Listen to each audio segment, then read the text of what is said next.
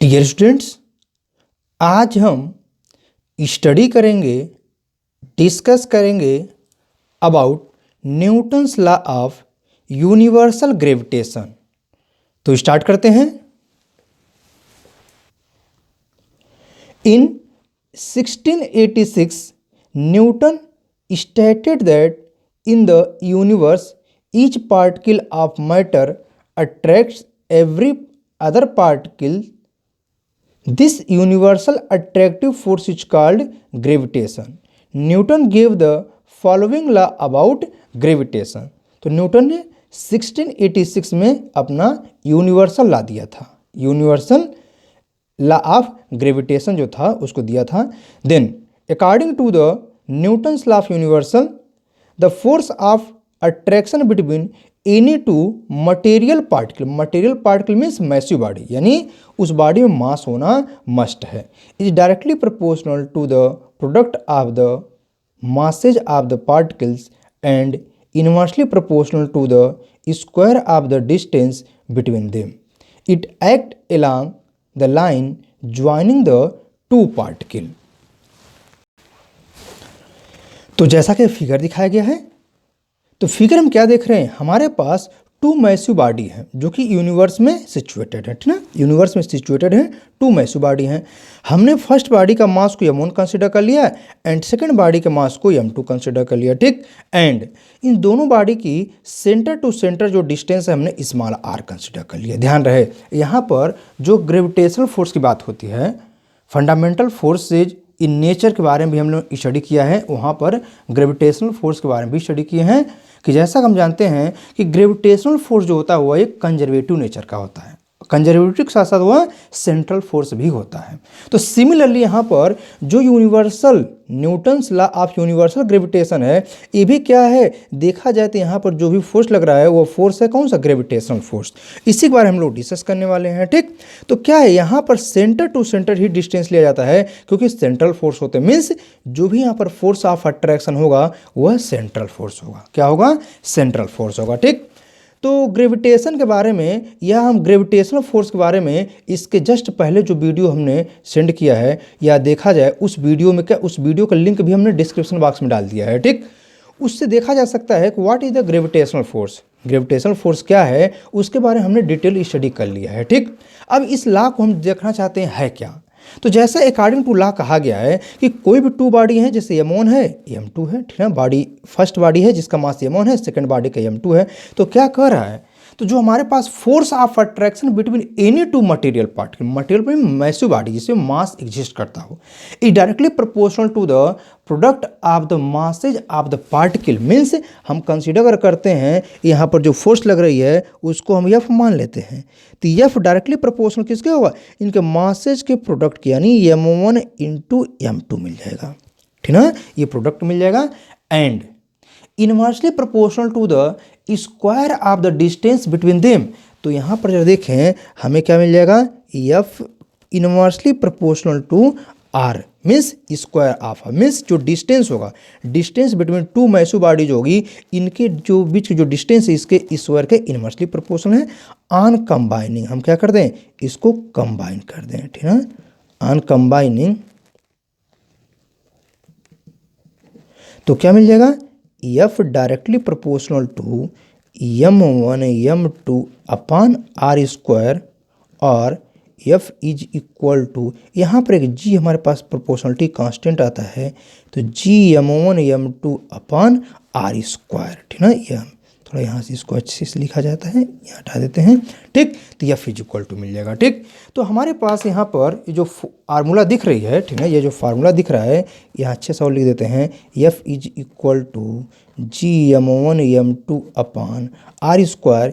ये फार्मूला क्या है, ये फार्मूला बता रहा है Newton's law of universal gravitation के बारे में, यानी ये जो बॉडी होगी, यह बॉडी इस बॉडी के ऊपर जो फोर्स अप्लाई कर रही है, यह बॉडी इस बॉडी के ऊपर फोर्स, ध्यान रखना है। यहाँ F is equal to G m1 m2 upon R square बता क्या रहा है, m1 फर्स्ट बॉडी का मास है, m2 सेकंड बॉडी का मास है, एंड R जो है इनके बॉडी के बीच की सेंटर से सेंटर डिस्टेंस है, ठीक। एंड G इज द क्या है, तो G हमारे पास क्या है, universal gravitation constant, gravitation constant है, ठीक है। ये एक प्रोपोर्शनलिटी कांस्टेंट भी होता है, या इसे हम यूनिवर्सल ग्रेविटेशन कांस्टेंट कहते हैं, ठीक है ना। यह यूनिवर्सल है, यूनिवर्सल मीन्स ये ओवरऑल यूनिवर्स में क्या होता है, इसकी वैल्यू सेम होती है। ये किसी भी फैक्टर पर डिपेंड नहीं है, मीन्स इंडिपेंडेंट ऑफ द, जो भी हमारे पास मीडियम होंगे या कोई भी फैक्टर से डिपेंड होता हो तो ये उस पर डिपेंड नहीं करेगा। यानी अर्थ पर अगर हम कहीं एक्सपेरिमेंट कर रहे हैं वहाँ भी जी की वैल्यू सेम होगी, मून पर भी सेम होगी, मार्स पर, जुपिटर पर, या out of our solar system भी, या क्या होगा, इसका वैल्यू डिफरेंट होगा। क्या होगा, डिफरेंट होगा, ठीक। हम जी की वैल्यू कैलकुलेट करना चाहें तो हमारे पास एक कॉन्सेप्ट है, उस कॉन्सेप्ट का यूज करें। जैसे इस फार्मूले को देख लें, हम अगर कंसिडर कर लें मास जो हो यूनिट मास हो, यानी इफ़ जरा देखें, if m1 is equal to m2 is equal to 1 kg हम मान लें, क्या मान लें, यूनिट मास मान लें, ठीक ना, 1 kg मान लें, ठीक। एंड r जो हो, ये हमारे पास जो डिस्टेंस दिख रही है इसको हम 1 मीटर कंसिडर कर लें, तो यहाँ पर जो यूनिवर्सल ग्रेविटेशन कांस्टेंट की वैल्यू होगी, देयरफॉर हम क्या लिख सकते हैं, f is equal to g into 1 upon 1 of whole square, this imply that f is equal to g, ठीक ना।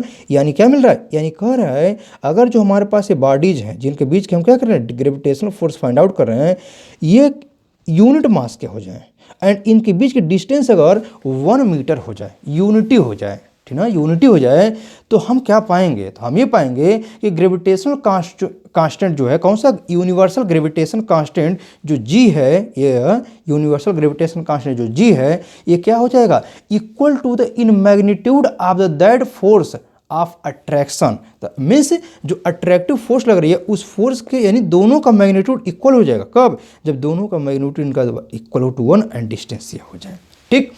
वैसे हमारे पास जो जी की वैल्यू होती है, इसे अगर कैलकुलेट किया जाता है तो हमको जी की जो यूनिवर्सल ग्रेविटेशन कांस्टेंट की वैल्यू मिलती है वो क्या मिलती है, तो 6.67 इंटू 10⁻11, ठीक है। अब यहीं से हम क्या कर सकते हैं, अब मन में आएगा इसका यूनिट क्या है, तो हम चाहें तो यहीं से फाइंड आउट कर सकते हैं, क्या, तो न्यूटन मीटर स्क्वायर पर kg स्क्वायर, ठीक है ना। तो यह मिल जाएगा न्यूटन मीटर स्क्वायर पर kg स्क्वायर, ठीक। तो मिल जाता है हमें जी की वैल्यू, जो हमारे पास यूनिट है न्यूटन मीटर स्क्वायर। अब इसे देखें हम एसआई यूनिट जो लिख रहे हैं, तो एसआई यूनिट हम क्या पा रहे हैं, एसआई यूनिट हमने तो यहाँ पर फाइंड आउट कर लिया, हमने यहाँ पर लिख दिया न्यूटन मीटर स्क्वायर पर kg स्क्वायर। इसको और सिंप्लीफाई करना चाहेंगे तो न्यूटन को क्या लिख सकते हैं, kg मीटर पर सेकंड स्क्वायर लिखते हैं। यहाँ पर ऑलरेडी मीटर स्क्वायर था तो यानी मीटर क्यूब हो जाएगा, और यहाँ पर kg स्क्वायर है तो इंटू kg स्क्वायर करेंगे। जरा देखें 1 kg से 1 kg कैंसिल आउट हो जाएगा, तो हमें यहाँ पर जो एसआई यूनिट मिल जाएगा वो क्या मिल जाएगा, kg-1 मिलेगा, क्योंकि अपान में है, ठीक। मीटर क्यूब और सेकेंड -2 मिल जाएगा, ठीक। तो यहाँ पर हम चाहें डायमेंशनल फार्मूला भी फाइंड आउट कर सकते हैं, डायमेंशनल फार्मूला। तो ज़रा देखते हैं कि डायमेंशनल फार्मूला क्या मिलेगा, ठीक ना। तो डायमेंशनल फार्मूला जो हमको मिल जाएगा वो क्या मिल जाएगा, तो यहाँ से ज़रा देखें, यह माइनस है तो -1 L3 और T-2, ठीक। तो यह हो गया हमारे पास क्या, जो हमारे पास ग्रेविटेशनल कांस्टेंट है, यूनिवर्सल ग्रेविटेशन, उसकी न्यूमेरिकल वैल्यू है, उसकी SI यूनिट हो गई, ठीक। ये भी हमारे पास SI यूनिट ही है लेकिन फंडामेंटल फॉर्म में है, और ये हो गया डायमेंशनल फार्मूला, ठीक ना। हमने यहाँ पर इसका डायमेंशनल फार्मूला को भी फाइंड आउट कर लिया, ठीक। तो अब यहाँ पर जो लॉ हमको दिख रही है, ये लॉ क्या थी, यूनिवर्सल ग्रेविटेशन कांस्टेंट के ऊपर बेस्ड थी, ठीक है, उसी बारे में डिस्कस करना था, ठीक। तो जो कि हमने देखा यहाँ पर, ये हमारे पास डिफरेंट फैक्टर्स मिले जो कि हमने Newton's law of universal gravitation के बारे में डिस्कस किया, ठीक। अब यहाँ पर जो हमारे पास ये लॉ है, इस लॉ को हम चाहें तो थोड़ा सा और इसे मोर डिटेल में स्टडी करना चाहते हैं, ठीक ना। जैसे हमने ये देखा कि हमारे पास जो फार्मूला दिख रही है, ये तो फार्मूला बता रहा है Newton's universal law of gravitation के बारे में, ठीक। लेकिन हम हायर क्लास में जब बात आते हैं तो हमें वहाँ पर इलेक्ट्रिकल फोर्स भी रिलेटेड करना। जैसे हमारे पास F इज इक्वल टू है, एक फार्मूला वहाँ पर आएगा, क्या वहाँ पर आएगा F is equal to 1/4πε0 Q1 Q2 upon R square. तो जरा देखें इस फार्मूले को, ये फार्मूला में बड़ी सिमिलरिटी दिख रही है। एक्चुअल में this law is known as Coulomb's law, Coulomb's law of electrostatic, जरा देखें एफ यहाँ भी है, जी के प्लेस पे ये हमारे पास कांस्टेंट है, m2 प्लेस पे चार्ज q1 q2 और डिस्टेंस सेम है, ठीक ना। तो इस लॉ से हम जब कंपेयर करते हैं तो हम कंपेयर करना चाहें कि ग्रेविटेशनल फोर्स और इलेक्ट्रिकल फोर्स में क्या क्या रिलेशंस हैं, ठीक ना। ग्रेविटेशनल फोर्स और इलेक्ट्रिकल फोर्स में क्या रिलेशन है, तो हम कंसिडर कर लेते हैं इलेक्ट्रॉन का केस, ठीक ना। इलेक्ट्रॉन का ले लेते हैं। अब जरा देखें तो मास ऑफ इलेक्ट्रॉन क्या होता है, m जो होती है वो होती है 9.1 इंटू 10⁻31 kg होती है, ठीक। तो हम यहाँ पर जो है ग्रेविटेशनल फोर्स भी कैलकुलेट करेंगे और यहाँ से इलेक्ट्रोस्टैटिक फोर्स कैलकुलेट कर कंपेयर करना चाहेंगे कि कौन सा फोर्स ज़्यादा स्ट्रेंथ है, जिस फोर्स में ज़्यादा स्ट्रेंथ है, कौन सा ज़्यादा स्ट्रांगेस्ट फोर्स है। तो मास हमारे m1 m2 की जगह पे हमने m पुट कर देंगे, ठीक। यहाँ चार्ज हमारे पास जो इलेक्ट्रॉन पे मिलता है, तो इलेक्ट्रॉनिक चार्ज जो मिलती है वो क्या मिलती है, तो 1. हम ओनली मैग्नीट्यूड लेंगे 1.6 इंटू 10⁻19 कूलम मिलता है, ठीक। अब हम कंसीडर कर लें कि हमारे पास यहाँ पर जो भी डिस्टेंस इनके बीच में हम r ही कंसीडर कर लेते हैं, क्या करते हैं r डिस्टेंस पर दोनों रखे हैं, ठीक। हमारे पास यहाँ पर कंसीडर कर लें। अभी हमारे पास जो है ये हमारे पास जो फिगर में दिखाया गया है, ठीक ना। तो यहाँ पर जो फिगर में दिखाया गया है हम इसको कंसीडर कर लेते हैं। ये हमारे पास क्या है, q1 है और ये q2 है, ठीक। तो हम पहले यहाँ पर क्या कर लें, हम यहाँ पर ग्रेविटेशनल फोर्स फाइंड आउट करना चाहते हैं। तो एफ जी फॉर ग्रेविटेशन, ठीक। तो ये मिल जाएगा क्या, हमें यहाँ पर कैपिटल G मिलेगा इंटू m1 m2 अपान r² मिलेगा, ठीक। तो यहाँ पर इसकी वैल्यू को पुट करना चाहें तो 6.67 इंटू 10⁻, यहाँ पर क्या मिलता है -11 इंटू मास रखेंगे तो 9.1 इंटू 10⁻31 होगा। अब यहाँ m2 भी सेम है तो यहाँ पर स्क्वायर हो जाएगा अपान क्या कर लें, हम यहाँ पर जो डिस्टेंस है उसको r रहने देते हैं, हम कोई डिस्टेंस नहीं पुट करते हैं अभी, ठीक। यहाँ पर F G equal to put कर देते हैं, ठीक। अब यहाँ पर जो वैल्यू है इसे कैलकुलेट करने की कोशिश करते हैं। ये जो वैल्यू हमारे पास कैलकुलेट होकर आएगी, ठीक ना, ये जो वैल्यू कैलकुलेट होकर आएगी अप्रॉक्सीमेटली एफ जी की जो वैल्यू होती है, हम यहाँ पर अप्रॉक्सीमेट वैल्यू ले रहे हैं, ठीक ना। अप्रॉक्सीमेट वैल्यू जो ले रहे हैं वो आता है 5 इंटू 10⁻, ध्यान रखना -31 -30 62 हो जाएगा। और ये जो हम सॉल्व करेंगे मल्टीप्लाई करने पर हमको जो वैल्यू मिलेगी अप्रॉक्सीमेटली वैल्यू ये आएगी, ठीक ना। ये अप्रॉक्सीमेटली राउंडिंग ऑफ करने बाद आ रही है, ठीक। अपान r स्क्वायर होगा r², ठीक। इसे क्वेश्चन नंबर बनाए। सिमिलरली हम क्या कर लें, एफ हम इलेक्ट्रोस्टैटिक का फाइंड आउट करें, क्या ये इलेक्ट्रोस्टैटिक, तो एफ ई जरा देखें तो ये मिल जाएगा 1/4πε0 q1 q2 अपान r²। तो यहाँ पर जब पुट करेंगे तो इसकी वैल्यू होती है 9.1 इंटू 10⁻9 इंटू चार्ज हमारे पास क्या है, तो ये है 1.6 इंटू 10⁻19। अब दोनों चार्ज इक्वल हैं तो अपान ए हो जाएगा अपान r² कर देंगे। तो यहाँ भी हम एफ ई को जब सॉल्व करेंगे तो हमें जो अप्रॉक्सीमेटली वैल्यू मिलेगी, ठीक ना, अप्रॉक्सीमेटली जो वैल्यू मिलेगी वो मिल जाती है 2 इंटू 10⁻28 अपान r²। क्वेश्चन नंबर 2 हो गया, ठीक ना। तो हमने इसे इक्वेशन नंबर 2 पुट बना दिया, ठीक। अब क्या करें, हम यहाँ पर इन दोनों में जो रिलेशंस फाइंड आउट करना है, ठीक ना। हमको यहाँ पर अब रिलेशन फाइंड आउट करना है तो क्या करते हैं, हम यहाँ पर इसको डिवाइड कर देते हैं। क्या कर देते हैं, डिवाइड कर देते हैं। तो ज़रा देखें तो क्या मिल जाएगा, F G upon F E is equal to, इसी वैल्यू पुट करेंगे तो हमारे पास क्या मिलेगा, तो हमारे पास यहाँ मिल जाएगा 5 इंटू 10⁻71 अपान r² अपान क्या, ये आ जाएगा 2 इंटू 10⁻28 अपान r²। तो कैंसिल आउट हो गया, ठीक।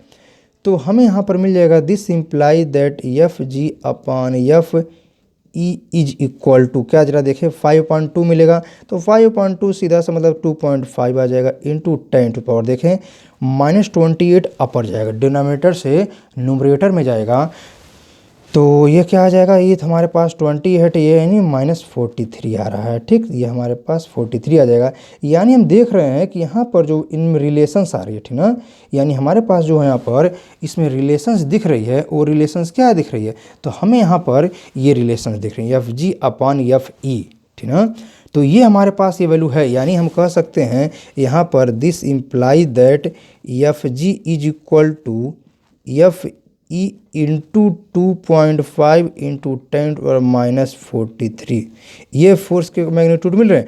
या हम यहाँ से दूसरे केस में चाहें F E is equal to find out करना कोशिश करें तो इसको इधर में ट्रांसफ़र करना पड़ेगा। तो ये क्या हो जाएगा, तो ये हो जाएगा एफ जी अपान क्या मिलेगा 2.5 इंटू 10⁻⁻43 आ जाएगा।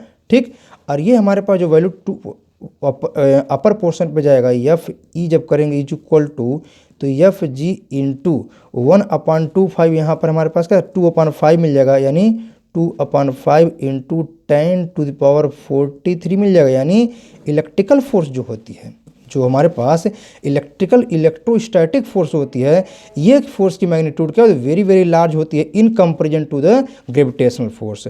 जैसा कि हमने इसके पहले के वीडियो जो है फंडामेंटल फोर्सेज इन नेचर में डिस्कस कर लिया है कि जो इलेक्ट्रोस्टैटिक फोर्स होती है वो ग्रेविटेशनल फोर्स के कंपेरिजन वेरी वेरी स्ट्रांग होती है। वहाँ पर हमने देखा था अप्रॉक्सीमेटली 10⁻37 टाइम्स आ रही थी, ठीक ना।